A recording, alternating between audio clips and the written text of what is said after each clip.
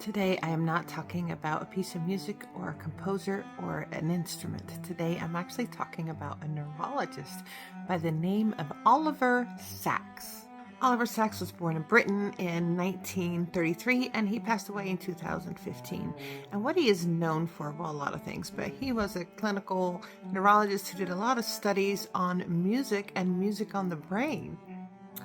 One of his main points was that music was not just for entertainment, but it's one of the main forms of how our brain processes emotion and memory and movement. Now, many people know that elderly that struggle with dementia and might not even know the people around them anymore, when they hear a song from their childhood, they know every word. Well, that is something that Oliver Sacks discovered.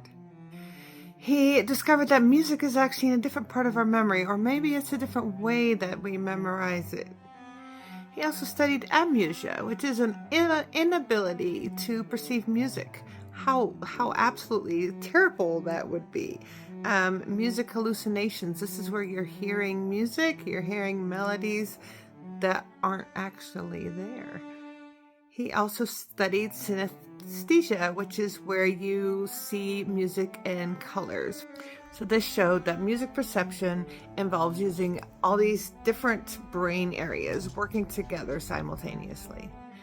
He also worked on Parkinson's and other movement diseases and found that if you use rhythm, people are able to access different parts somehow of their brain and are able to move, are able to walk more steadily. They can even speak more clearly. And people that have been in accidents or have lost part of their speech, if you put it in a rhythm, then we can understand. Also, people that are stuttering, if they can sing it or speak it in a rhythm, somehow the way our brain works, suddenly it clicks and we can do it that way. He himself was a pianist, but mostly, of course, a neurologist. He did a lot of studies on the brain that are still used today that people are working on more in depth.